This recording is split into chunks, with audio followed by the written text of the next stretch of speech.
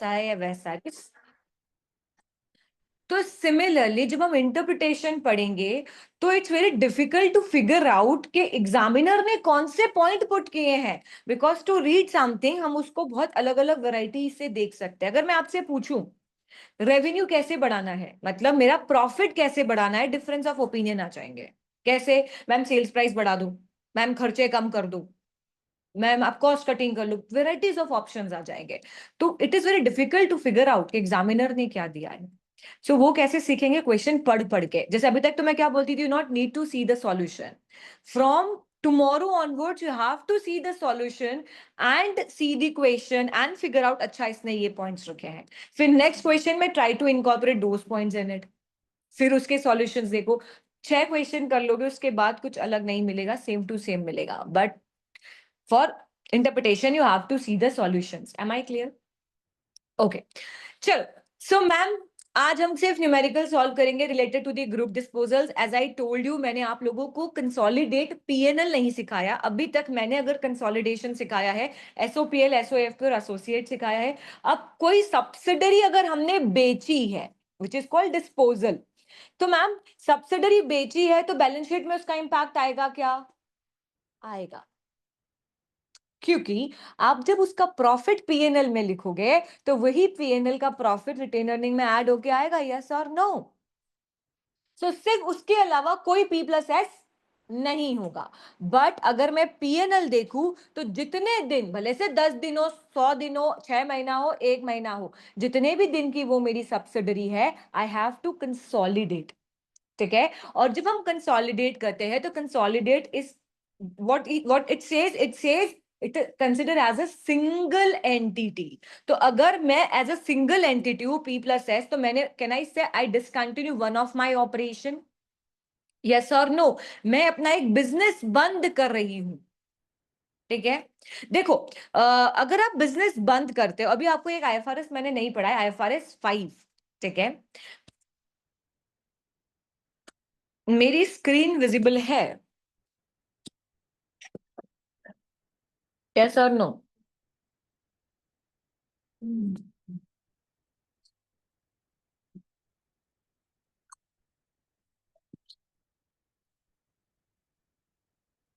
यहां से लेके यहां तक वो मेरी सब्सिडरी थी। सो कैन आई से ऑब्वियसली, आप क्या ऐसा होता है क्या बिजनेस यहां से ही बंद कर दे तो जिस दिन बंद करने का डिसीजन या उस दिन से करोगे? इट्स मींस यहाँ पे कुछ तो चलाया होगा, कुछ तो बेचा होगा, कुछ तो कॉस्ट ऑफ गुड्स सोल्ड होगा, कुछ तो एडमिन, डिस्ट्रीब्यूशन, इंटरेस्ट, इन्वेस्टमेंट, कुछ तो होगा। और कैन आई से उसके बाद प्रॉफिट आफ्टर टैक्स होगा। इट्स इधर प्रॉफिट और इधर loss, it's can be anything. So it means you have to consolidate this.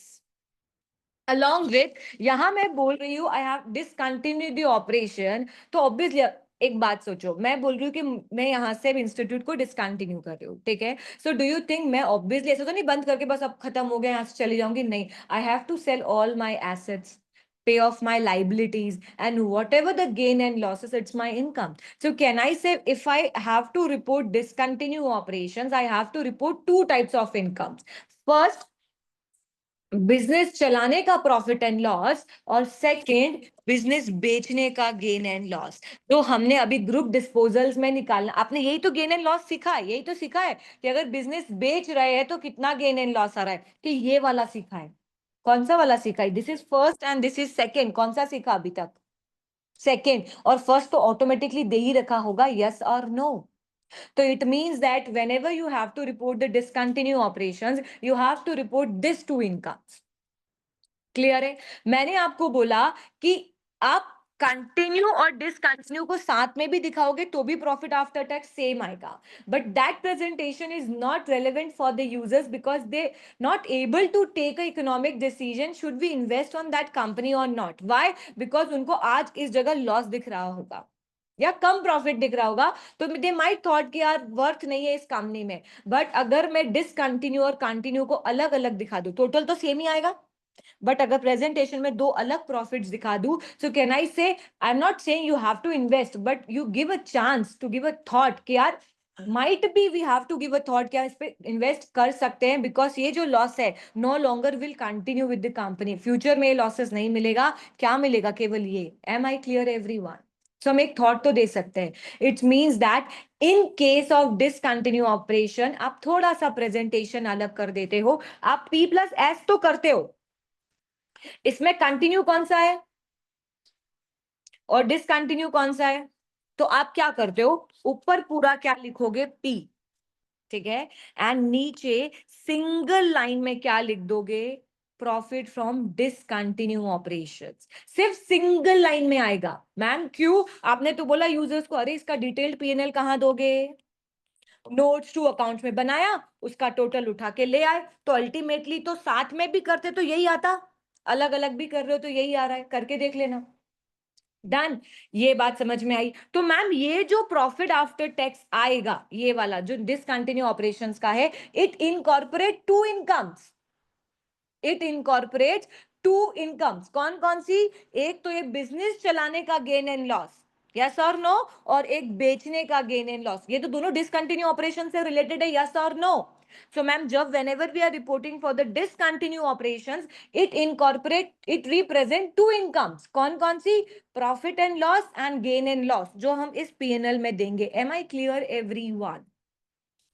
अभी आपको इस चैप्टर में, मतलब जब डिस्पोजल्स करोगे तो आपको डिसकंटिन्यू ऑपरेशंस के इतने क्वेश्चंस नहीं होंगे, बट जब हम आईएफआरएस 5 पढ़ेंगे ना, तो यू केम अक्रॉस के डिसकंटिन्यू ऑपरेशंस में कौन कौन से खर्चे एक्स्ट्रा लगते हैं, तो लोड नहीं है, जब हम पढ़ेंगे तब हम बहुत डिटेल्ड में पढ़ेंगे डिसकंटिन्यू ऑपरेशंस। अभी हम सिर्फ उतना ही पढ़ रहे हैं जितना हमको काम का है। Am I clear everyone? Okay, so today we are trying to solve the few questions on discontinue operations. बस प्रेजेंटेशन में क्या फर्क आया है, P प्लस S ऐसे होने की बजाय अब कैसे हो गए, ऊपर नीचे। It's means you have to eliminate every intergroup transactions, sales वाले ट्रांजैक्शंस को एलिमिनेट करना पड़ेगा, ऊपर परचेज ऊपर सेल्स एलिमिनेट करना पड़ेगा, you have to eliminate everything. Done ma'am, सबसे इंपॉर्टेंट जो एलिमिनेट होगा वो होगा डिविडेंड, डिविडेंड भी एलिमिनेट होगा। चलो,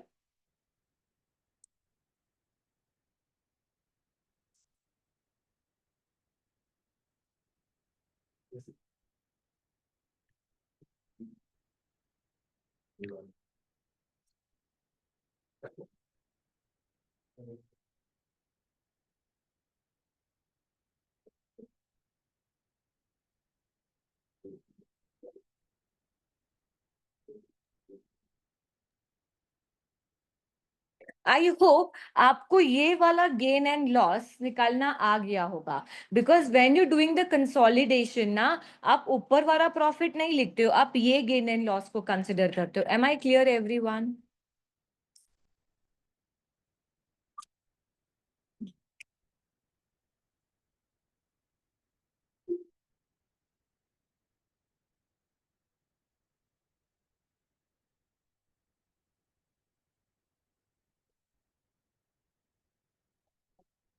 देखो, the disposal of a subsidiary within the exams is very likely to meet the definition of discontinue operations. अब मैम हमको बताएगा, examiner will tell you it meet the criteria of discontinue operations, ठीक है, in accordance with the IFRS 5 and would therefore be presented as such. This would mean that the statement of profit and loss and the result from subsidiary would be presented as a single line profit from discontinue operations rather than consolidated line by line, ठीक है, आप single line में लिखते हो discontinue operations, ठीक है। The profit and loss from discontinue operations includes any profit and loss on disposals, although it is important to remember that non-controlling interest is only entitled to its share of any operating profit. Done? ठीक है, discontinue operations क्या हुआ, revenue, COGS, distribution, आप कहां तक आओगे, profit from continue operations, and एक single line में लिखोगे from discontinue operations, and this discontinue operations incorporate to incomes, कौन कौन सी, profit and loss and gain and loss. Clear है? और मैम ये जो प्रॉफिट है, this is called profit after tax, no, तो this is that profit is also consider as a profit after tax, मतलब आप ये जो प्रॉफिट लोगे वो प्रॉफिट आफ्टर टैक्स वाला होगा, क्योंकि that amount is also profit after tax, ठीक है।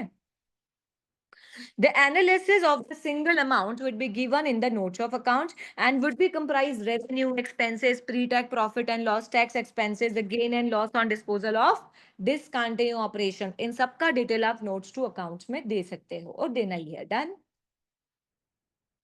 The statement of profit and loss of Kathmandu and Nepal for the year ended 31st December 2009 are as follows.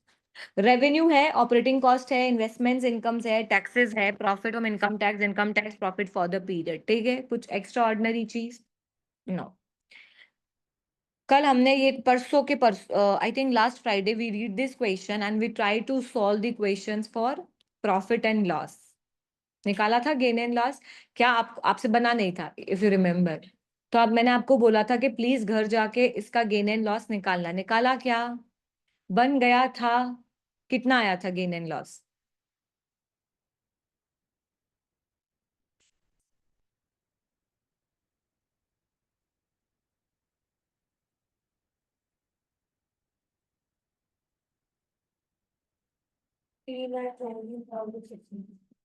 का प्रॉफ गेन है 3 लाख.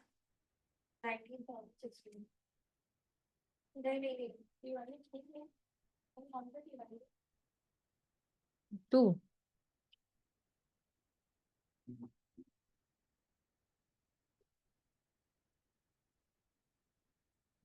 बोलो.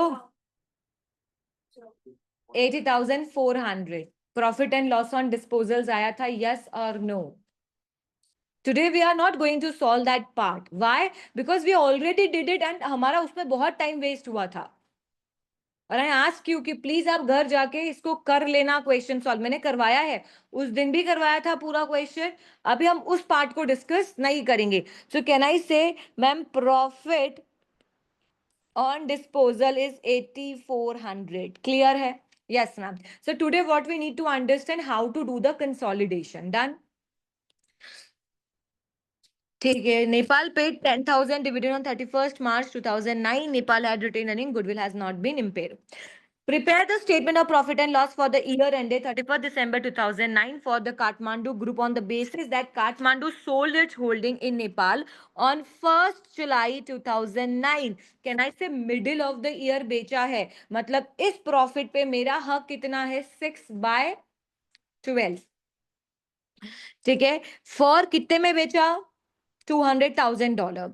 This disposal of Nepal represent a discontinued operation. As I told you, they gives you कि this is discontinued operations or not. तो ma'am if it is a discontinued operations मतलब presentation would be different. P and S आएगा, ना कि P plus S आएगा. ठीक है. Yes ma'am. कोई इंटरग्रुप ट्रांजैक्शंस दे रखा है? नहीं दे रखा है. So first you have to make a P&L. बनाओगे? अब वो P&L बनाओ. Start with this. सिर्फ पेरेंट का P&L. चलो खोलो.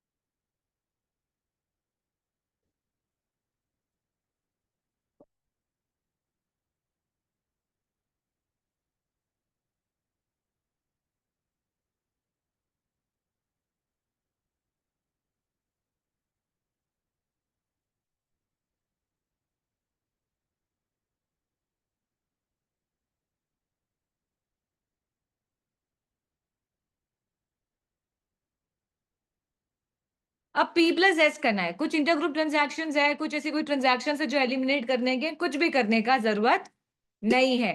तो ऊपर क्या बनेगा?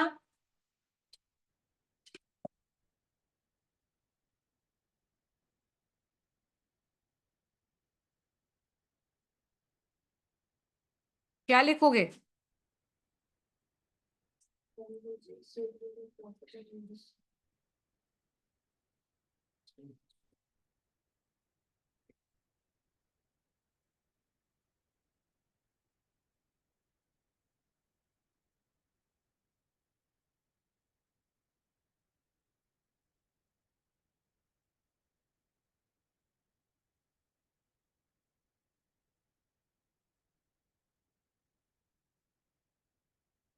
डन.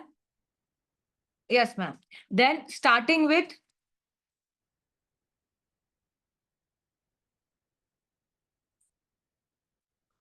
रेवेन्यू कितना लिखूं?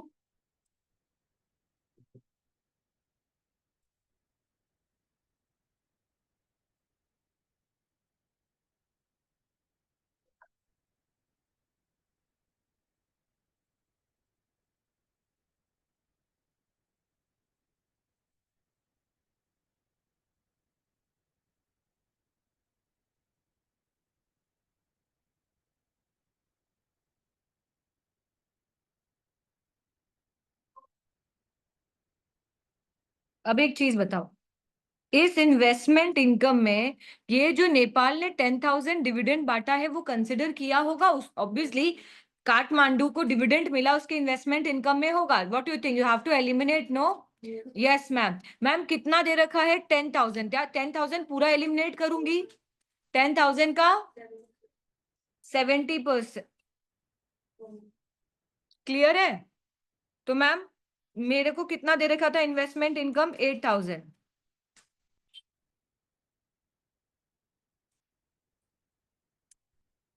अरे यार,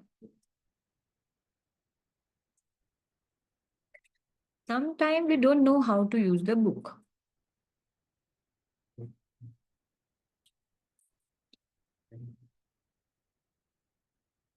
हम्म.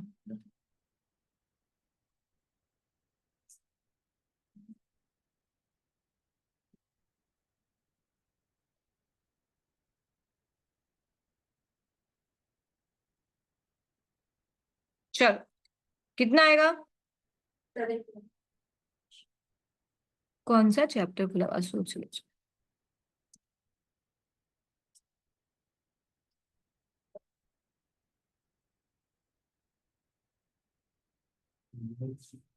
This is our question. ठीक है. इन्वेस्टमेंट इनकम मैम 8,000 माइनस 10,000 का 70%. इसका लॉजिक तो बैठता है ना सबको? Yes ma'am. तो इन्वेस्टमेंट इनकम कितनी आ गई? 1,000.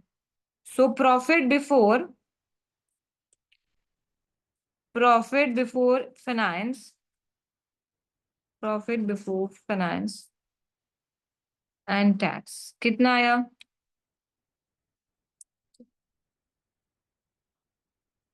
आया 1,04,000. यस और no? Yes ma'am. Ma'am interest expenses दे नहीं रखा, फिर भी आपको लिखना पड़ेगा. Interest expenses 0.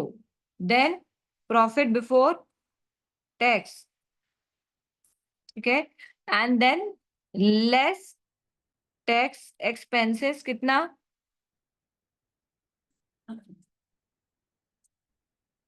Then profit after tax.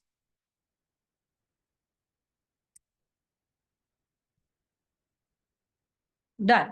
तो can I say ma'am 64,000 is profit after tax from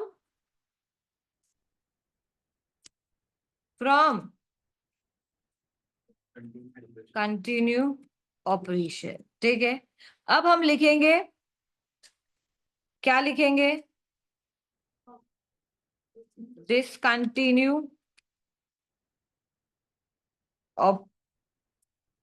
operation. Done. ठीक है. यस और no? And profit after tax from discontinue operations. पता है क्या? नहीं. So what we have to do, नीचे आएंगे, कैलकुलेट कर लेंगे. यस और no? Yes ma'am. Ma'am revenue होगा वर्किंग नोट 1. ठीक है. रेवेन्यू कितना?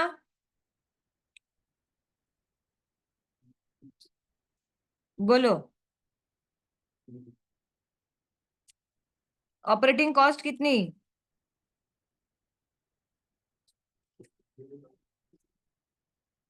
बोलो.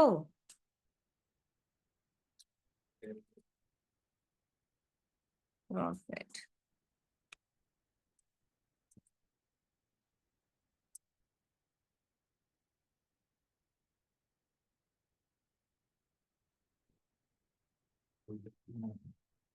नहीं आया क्या समझ में? कैसे आया?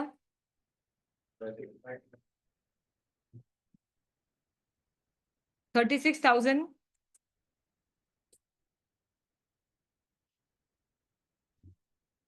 18,000 is profit after tax from discontinued operations. Yes or no? Yes or no?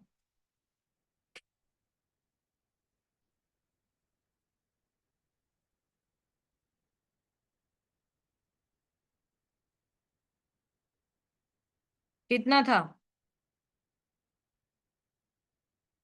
So total profit from discontinued operations, can I say 98,400 is my total profit? Yes or no? 8,400 बेचने का and 18,000 चलाने का. Yes or no?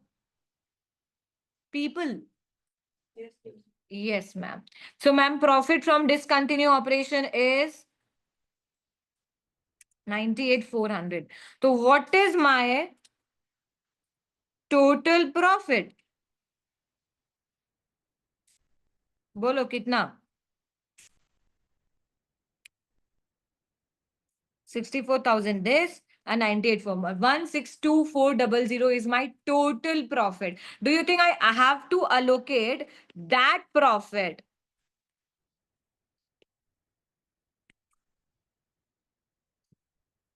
I have to allocate that. अरे इस पे क्यों नहीं हो रहा है? क्या पता? I have to allocate that profit to the parent and NCI.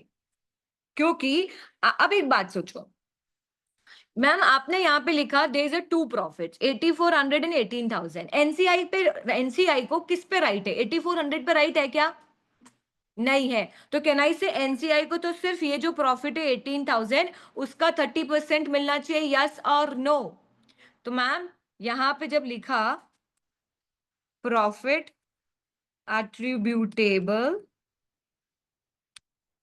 to NCI and to parent, yes और नो? तो मैम पेरेंट को कितना मिला? इज 18,000 का.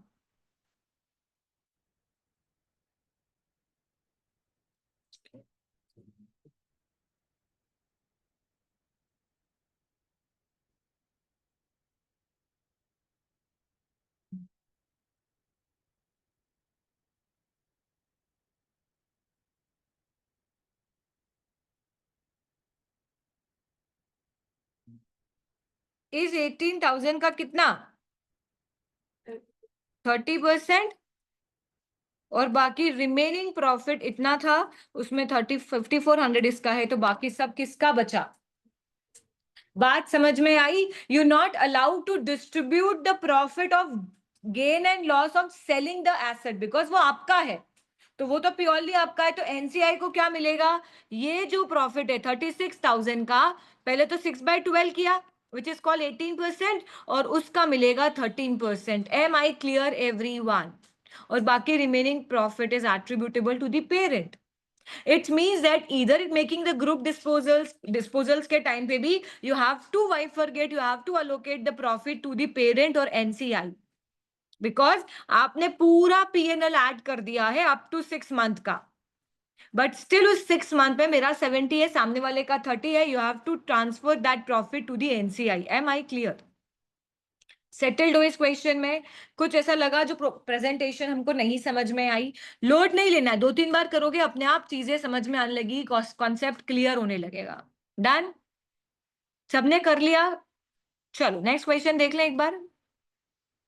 ओके देखो, जर्नली जो ग्रुप डिस्पोजल जैसे एसोसिएट्स है, इनके जो क्वेश्चंस आते हैं वो ऐसा नहीं आता है कि कंपनी के पास एक ही सब्सिडरी थी और कंपनी ने बेच दी. जर्नली आपको ऐसा आएगा कंसोलिडेशंस में कि आपके पास 2 सब्सिडरी है जिसमें एक सब्सिडरी तो स्टिल होल्ड कर रखी है और बेची कौन सी? एक सब्सिडरी. तो मैम क्या होगा? हम क्या करते थे अगर डिस्पोजल नहीं होता? तो प्लस एस करते थे. अब यहाँ पे P प्लस एस तो ऊपर कंटिन्यू ऑपरेशन का होगा और नीचे एस हो जाएगा डिसकंटिन्यू ऑपरेशंस का. लॉजिक बैठा? चलो रीड दिस क्वेश्चन.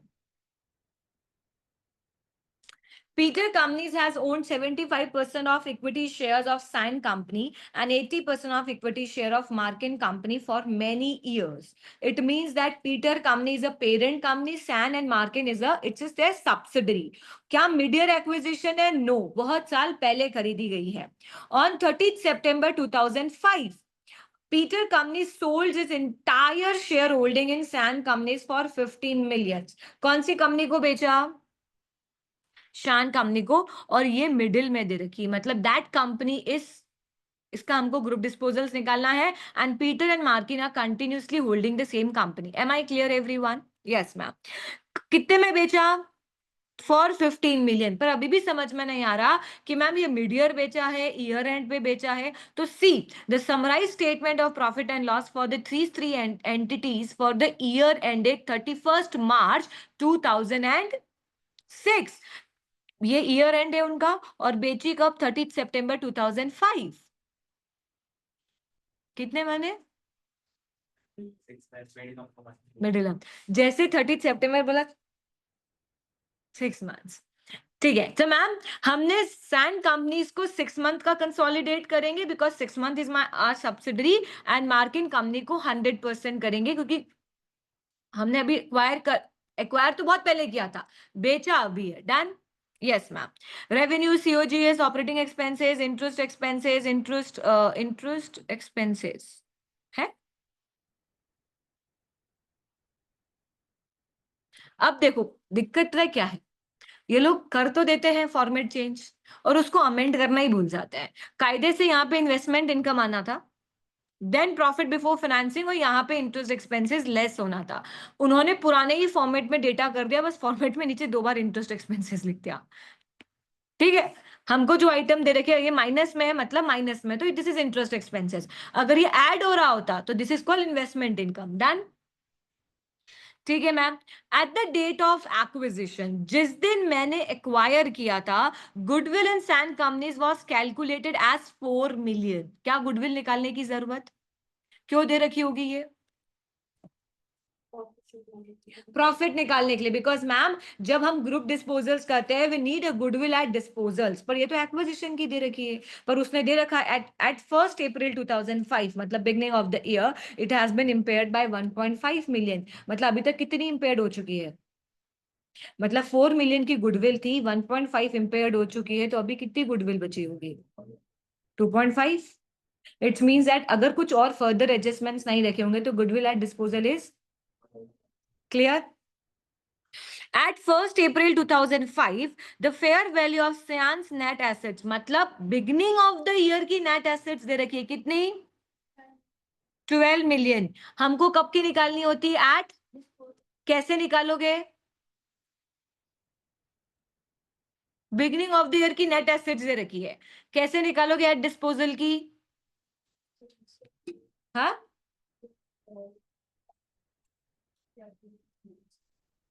वो तो पोस्ट एक्विजिशन निकल जाएगा. I am asking you have to calculate net assets at disposals. दे तो रखा नहीं नेट एसेट्स एट डिस्पोजल्स, उन्होंने बिगनिंग ऑफ द ईयर की दे रखी है, तो डिस्पोजल तक की कैसे निकालोगे? अब देखो मेरी बात सुनो, मेरी बात सुनो. मैंने क्वेश्चन दिया ये, तो जो डेटा क्वेश्चन में दे रखा होगा वहीं से निकालोगे डेटा. अब रिटेन अर्निंग दे रखा है क्या? मैम पूरा तो क्वेश्चन पढ़ाया ही नहीं. अरे तो नहीं दे रखा है रिटेन अर्निंग मानो, मतलब माना रिटेन अर्निंग से भी निकलती है, बट आपको दे ही नहीं रखा है तो वहां से तो नहीं निकाल सकते. वो एक तरीका है कि ऐसे भी निकाल सकते हैं अगर वो डेटा दे रखा. तो आपको देखो ना कि आपको क्या डेटा दे रखा है. मैम प्रॉफिट दे रखा है ना 4,000 का, साल भर का प्रॉफिट है 4,000 का. मैं एट डिस्पोजल तक का प्रॉफिट इस ओपनिंग नेट एसेट्स में ऐड कर दूंगी तो क्या मेरे को नहीं मिल जाएगा? तो फिर कहां चले गए थे? क्वेश्चन में जो दे रखा है उससे आंसर निकालना है, और कितने तरीकों से आंसर निकल सकता है उसका कोई काम ही नहीं है हमको. समझ में आई? तो मैम क्लियरली उसने net assets at the beginning दे रखी है और उसने साल भर का प्रॉफिट दे रखा है, तो मैं 6 महीने का प्रॉफिट अगर इसमें ऐड कर दूंगी तो कैन आई से नेट एसेट्स एट डिस्पोजल आ जाएगी. मैम एक चीज ध्यान रखना, एक बार डिविडेंड देख लेना, अगर बांटा हो तो डिविडेंड लेस करना पड़ेगा क्योंकि this is the profit, this is not retained earning. तो इसमें से डिविडेंड माइनस हुआ होगा क्या? नहीं हुआ होगा. हमको तो करना पड़ेगा. यस और नो? क्लियर? फिर दे रखा है the fair value of non controlling interest in San was 3.5 million, मतलब बिगनिंग ऑफ द ईयर में भी क्या दे रखा है? एनसी। इट मीन्स दैट हमको 1 अप्रैल 2005 में एनसीआई भी दे रखा है, मतलब उसने एट एक्विजिशन का नहीं दिया, बिगनिंग ऑफ द ईयर दिया। अब इसको भी डिस्पोजल तक निकालना है तो क्या करेंगे? Post acquisition. अब पोस्ट एक्विजिशन अभी तो देख सिर्फ देखो, पोस्ट एक्विजिशन हम एट एक्विजिशन से एट रिपोर्टिंग लेके जाते थे, यहां हमको बिगनिंग तक तो दे ही रखा है, आपको सिर्फ इतना सा लाना है डिस्पोजल तक। तो कैन आई से इस 4000 में, ये 4000 को पहले 6/12 किया तो आपको 6 महीने का प्रॉफिट आया, और उसमें एनसीआई का शेयर कितना उतना मल्टीप्लाई कर देंगे तो एनसीआई का निकल जाएगा। यस और नो? क्यों मैम? एक बात सोचो, मैंने यहां एक्वायर किया हो, बहुत साल पहले एक्वायर किया होता तो मैं अभी तक से लेके सारे प्रॉफिट्स को ऐड करती। यस और नो? Post acquisition. बट इसने बिगनिंग ऑफ द ईयर तक का दे दिया है, क्या दे दिया है? एनसीआई। और मुझे यहां तक का एनसीआई चाहिए, तो मुझे क्या करना है? साल भर का जो प्रॉफिट है उसको पहले यहां तक के ले आओ। तो कैन आई से 2000 का प्रॉफिट है यहाँ पे, है ना? अब 2000 में वो तो पूरा प्रॉफिट है, तो उस पे मेरा परसेंट कितना है? तो एनसीआई का कितना हो गया होगा? 25। तो अगर इस 2000 में मैं 25% निकाल लू और एनसीआई में ऐड कर लू तो नहीं मिल जाएगा एनसीआई एट डिस्पोजल? यस और no? Beginning of the year का दे रखा है, बाद का उसका शेयर उसमें ऐड कर दिया तो आपको एनसीआई एट डिस्पोजल मिल गया। यस और नो? लॉजिक बैठ रहा है या नहीं बैठ रहा है? अल्फेज, रितोष, कॉमन सेंस की बात है, देखो कोई बड़ी भारी बात नहीं है, सिंपल सी बात है। आपके पास बिगनिंग ऑफ द ईयर 100 रुपए थे, पूरे साल भर में आपको 400 रुपए दिए आपके पापा ने, ठीक है? और आपको निकालना है कि मतलब हाफ ऑफ द मंथ मेरे पास, मतलब हाफ ऑफ द ईयर मेरे पास कितने पैसे थे, बिगनिंग ऑफ द ईयर कितने थे, पूरे साल भर में पापा ने कितने दिए? 400। तो बिगनिंग का हटाया, 400 को आधा आधा किया 200, और पहले 100, तो मिडिल ऑफ द ईयर 300 रुपए हुए कि नहीं हुए? अब बात छोड़ो, पापा ने दिए 100 रुपए, दिए बिगनिंग ऑफ द ईयर आपके पास 100 रुपए थे, पापा ने साल भर के दिए 400 रुपए, ठीक है? उसमें 80% आपका है, 20% आपके भाई, ठीक है? अब आपको पता लगाना है कि मिडिल ऑफ द ईयर मेरे पास कितने थे, मेरे कितने हैं। तो 100 तो पूरा आपका हुआ, फिर बांटा उस 400 को, तो 200 इधर हाफ मंथ के थे, 200 उधर मंथ के थे। अब 200 में से आपका कितना था? 80%। नहीं, 100 में 80% था ना आपका, तो 200 में 80 आप ले लोगे, तो 200 का 80 कितना होता है? 160। और 100 प्लस 160 इज योर शेयर। और 20 किसका निकला? भाई का। 40 सॉरी, तो वो भाई का निकला। तो सिमिलरली एनसीआई को भाई मानो। पूरे साल भर में कितना प्रॉफिट कम, उसने बिगनिंग ऑफ द ईयर दे रखा है कितनी नेट एसेट्स? 12 मिलियन की, मतलब आपके पास 12 मिलियन की थी, साल भर में कितनी एसेट्स कमाई? 4000 की। आपको आधे मंथ की चाहिए तो कितनी हो गई? 2000 की, ठीक है? अब जो आप बोल रहे हो मैम 2000 आपने नेट एसेट्स है, क्योंकि वहां पे 120 नहीं चल रहा है, 875 और 35 नहीं चल रहा है। जब आप नेट एसेट्स ऑफ सब्सिडरी निकालते हो एट डिस्पोजल, वो 100% बात हो रही है, इसीलिए आपने 12 मिलियन प्लस 2000 को ऐड किया, ठीक है? बट जब आप एनसीआई निकालते हो तो एनसीआई तो अपने शेयर की बात कर रहा है ना, तो उसके पास बिगनिंग में जो होगी प्लस उस 2 मिलियन में उसका राइट कितना था, तो उसका 25% दिया। यस और नो? लॉजिक? तो ma'am net assets at subsidiary at disposal पे 75 क्यों नहीं किया? बिकॉज आप पूरी सब्सिडरी की नेट एसेट्स निकाल रहे हो, आधी निकाली क्या? अपना शेयर थोड़ी निकाला आपने, आपने पूरा निकाला। इट्स मींस अगर पूछ रहे हैं कि भाई को कितना गया आपको कितना गया, नहीं जानना, टोटल पापा ने कितने पैसे दिए, तो 100 रुपए बिगनिंग मेरे पास थे और 200 पापा ने दिए, हो गए 300 रुपए। तो इन टोटल आप दोनों को मिलके कितने मिले? 300।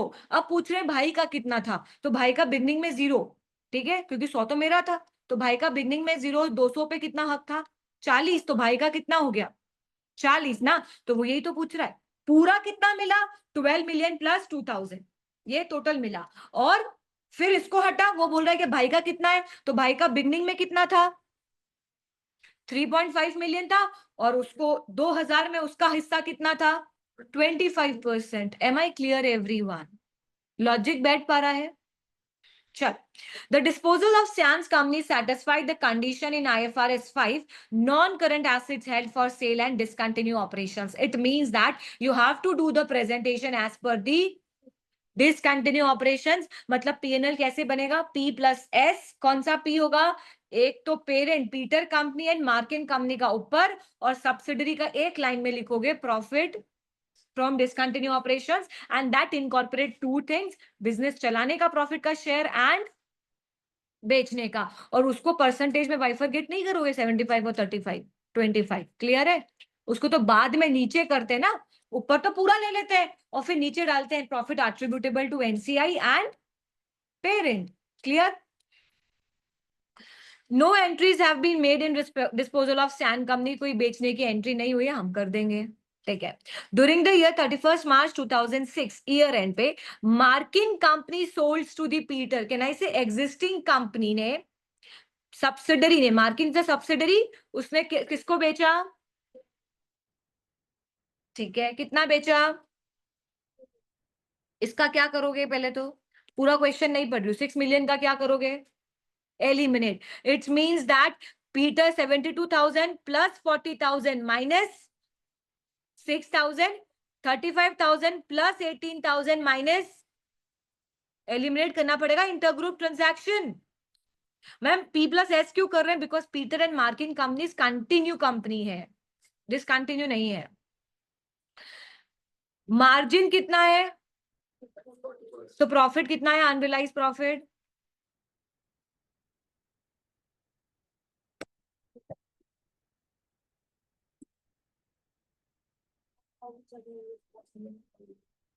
कितना है?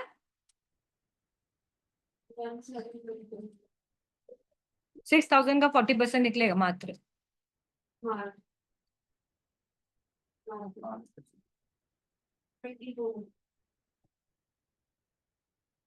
कितना आया मार्जिन? कितना आया? 2400। क्यों? Because not markup. सब इतने अच्छे से कैलकुलेटर यूज कर रहे थे, मेरे को ही समझ में नहीं आया क्या निकालना चाह रहे हो। मैम खुद को तो 2+2 करना नहीं आया ने, हम 6,000 का 40% भी नहीं निकालेंगे क्या? तो मैम मार्जिन है, सेलिंग प्राइस पे निकलेगा, सेलिंग प्राइस इज 6,000, तो उसका 40% is 2400 is total unrealise profit. ठीक है, पर हम देख ले, half of this goods has been sold, मतलब इन्वेंट्री में कितने गुड्स होंगे? हाफ, तो कितना आया? 1200। तो मैम ये कहाँ जाएगा? ऐड होगा कि लेस? ऐड कहाँ पे? सीओजीएस में। तो ma'am 35,000 plus 18,000 minus 6,000 and plus 1,200। Am I clear everyone? Who sold to whom? Subsidiary sold to the parent. जब प्रॉफिट एट्रीब्यूटेबल टू एनसीआई निकालोगे, देखो दो एनसीआई निकलेंगे इसमें। एक एनसीआई कौन है? एक सैन कंपनी का एनसीआई। देखो एनसीआई दोनों अलग अलग हैं, so you have to bifurcate profit attributable to the parent, NCI of सियान और एनसीआई ऑफ मार्किन। ऑब्वियसली दो एनसीआई निकलेंगे, और फिर मैम इस प्रॉफिट का ये यही आएगा प्रॉफिट। पार्शियल करोगे? नहीं करोगे, बट इसमें से लेस क्या करोगे? unrealized profit, because subsidiary sold to the parent or profit lies in the books of subsidiary। तो मैम जब इसका निकालेंगे एनसीआई, तो उसमें से ये 1200 माइनस होंगे, then whatever the profit we have उसका 20% is attributable to the NCI. Yes और नो? और मैम 4,000, तो पहले तो इसको 6/2 है, इसमें कुछ इंटरग्रुप ट्रांजैक्शन दिए नहीं दिए, तो 4,000 का क्या करेंगे? 6/12, और उसका कितना परसेंट? 25% एनसीआई को मिलेगा। जब आप दोनों एनसीआई लिख दोगे तो बाकी पूरा प्रॉफिट किसको मिल जाएगा? पेरेंट को।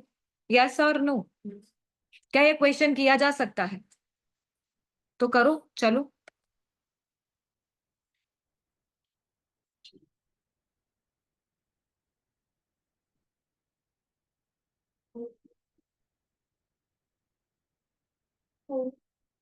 देखो, अब this is the continuous subsidiary, no? So you have to make a working note 1 group structure, and you have to make a working note 2 which is called calculation of NCI. Done?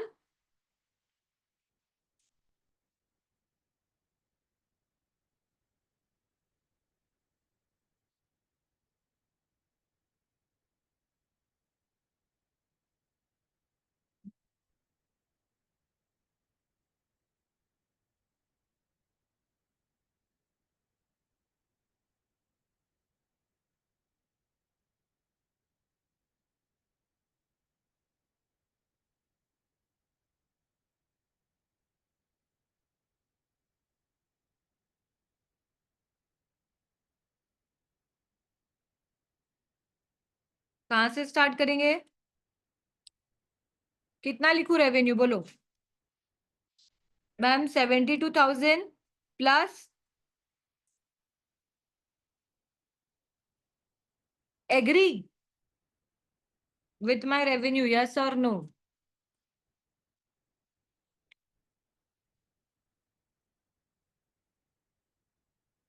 Yes और no?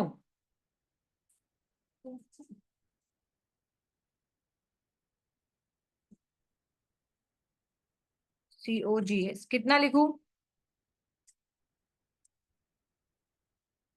35,000 plus 18,000 minus 60,000 and plus पर। Yes ma'am. Ma'am यहाँ पे ना आप थोड़ा सा नीचे आके वर्किंग नोट वर्किंग नोट 1 तो आप बना लोगे, that called group structure, and then working note 2 for NCI. किसकी एनसीआई? मार्किन की, सॉरी मार्किन की। ठीक है, कितना आएगा मैम? प्रॉफिट आफ्टर टैक्स कितना है? 6,500 है। लेस क्या कर देंगे? पर कितना? क्यों? Because parent sold to the subsidiary. कोई फर्दर और एडजस्टमेंट्स दिखे क्या? नहीं दिखे। डन। इसका कितना परसेंट?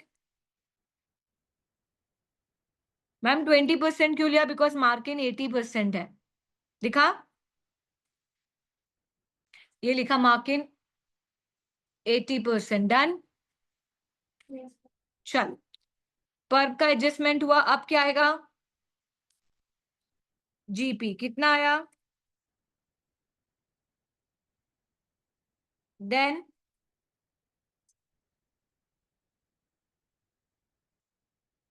ऑपरेटिंग एक्सपेंसेस कितना है बोलो? 17,000 एंड आपको समझ में आ रहा है ना सियान कंपनी क्यों नहीं कंसिडर कर रहे हैं अपन?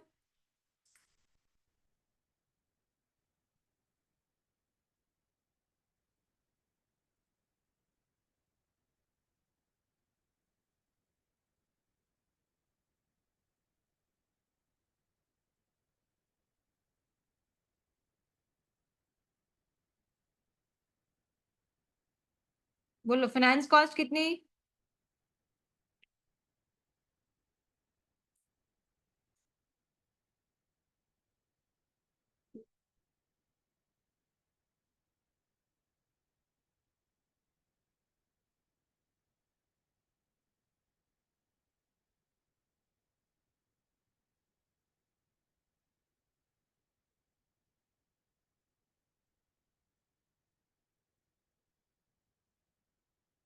क्या आया प्रॉफिट आफ्टर टैक्स? सबका यही आया क्या?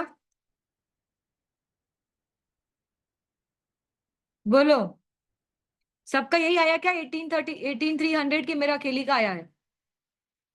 हाँ, करो करो। वैदिक मैं क्या आया? अच्छा,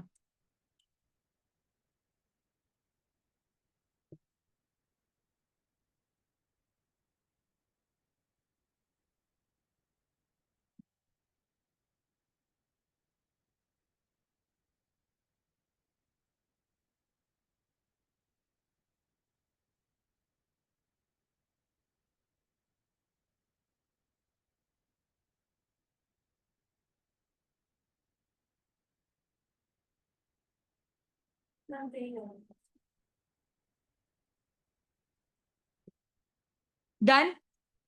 then what we have to calculate? Profit after tax from this continue operations. ठीक है, वर्किंग करें। Working note 2। ठीक है, अभी हम वर्किंग नोट्स, हमको उसने नोट्स ऑफ अकाउंट्स बनाने को नहीं बोला, तो कैन आई से मैं सीधे प्रॉफिट आफ्टर टैक्स कितना? इस 4,000 को डायरेक्ट 6/12 कर लू क्या? डू यू थिंक इतना ही प्रॉफिट पे राइट है मेरा, यस और नो? जब मैं पीएनएल कंसोलिडेट भी करती तो 4,000 ही 2,000 ही आता, यस और नो? और कैन आई से इसी में एनसीआई अगर निकालना होता तो मैम इस 2,000 का कितना परसेंट, 25% एनसीआई निकलेगा, यस और नो? Yes ma'am. मैम अब हमको सेल का प्रॉफिट निकालना है, प्रॉफिट ऑन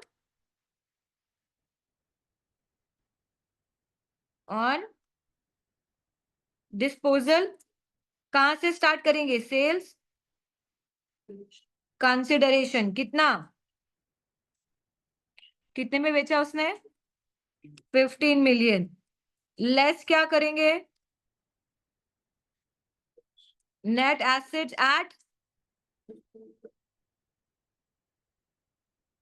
कितनी आई, बोलो बोलो कितनी आई? Ma'am beginning of the year net assets कितनी दे रखी थी? 12 मिलियन, यस और no?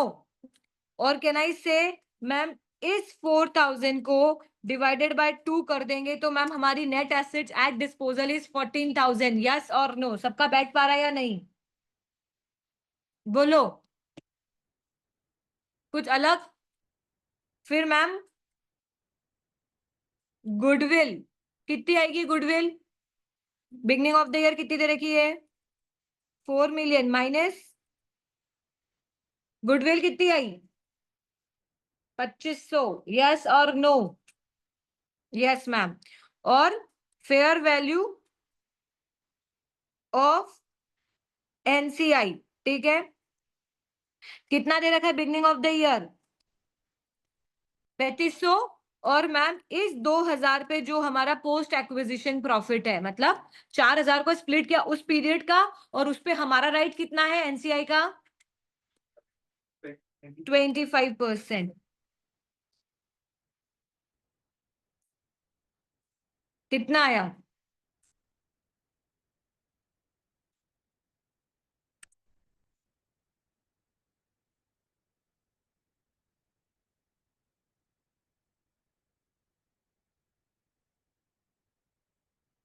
Everyone is agree with me और नॉट? यहां तक किसी को डाउट है? No. So ma'am profit on disposal कितना आया? 2,500। तो टोटल अगर हम शेयर देखें किसका, अ,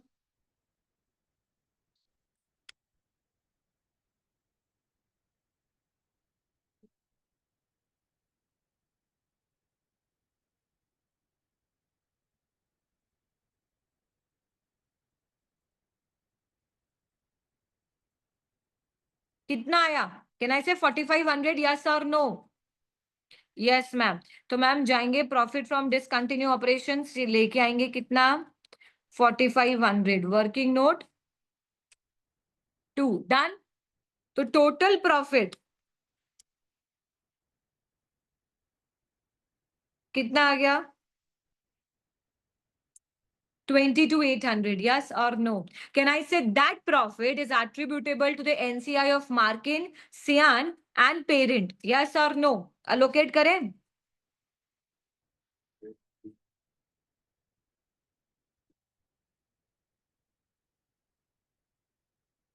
Parent, NCI of Sian, NCI of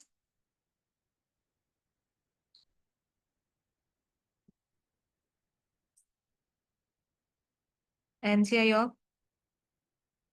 Markin, ठीक है, हमने निकाल रखा है। NCI of Markin को कितना मिलेगा? 1060, यस और नो? और एनसीआई ऑफ सियान को कितना मिलेगा? मैम टोटल प्रॉफिट था 2,000 का, जिसपे उसका राइट कितना है? सिर्फ 500, यस और नो? डन। तो बाकी सब एट्रीब्यूटेबल टू दी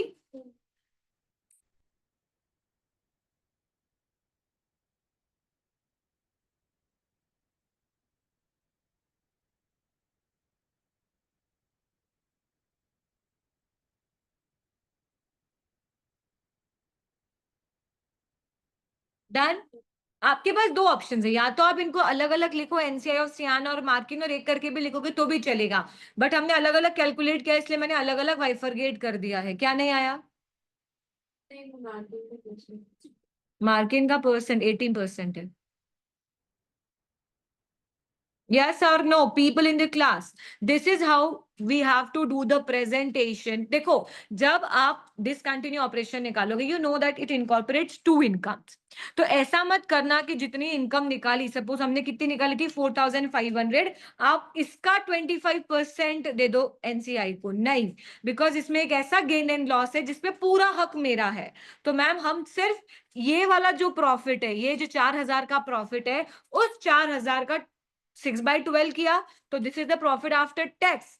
एंड उसका 75% मेरा है और 25% तो सिर्फ इसी प्रॉफिट को बांटते हैं, ना कि इंटायर प्रॉफिट को. Am I clear everyone? Done.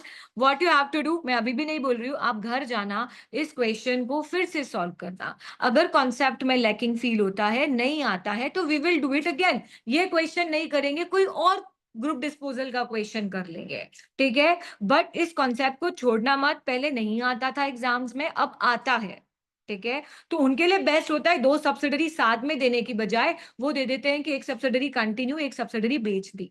तो थोड़ा दिमाग अलग लगाना पड़ता है ना, वो आपके लिए इजी नहीं करेंगे. एक्सपेक्टिंग के पेपर का लेवल डिफिकल्ट ही आएगा. इजी आ गया तो हम विन विन सिचुएशन में, डिफिकल्ट भी आएगा तो अगर हमारा लेवल ऑफ प्रिपरेशन रहेगा तो हम क्वेश्चन अटेम्प्ट कर सकते हैं. Am I clear everyone? Done.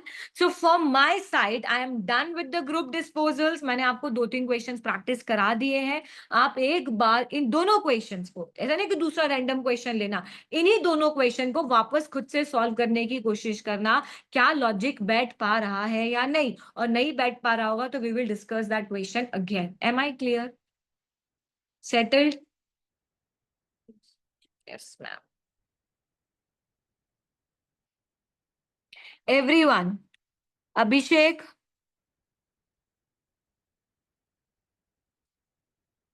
यार राशि तो बहुत ही टाइम, राशि ही थी ना एक और आपके साथ, वो कहाँ है? वो तो बहुत ही टाइम से एब्सेंट हो गई. दर्शिता? Yes ma'am. दीपांशु?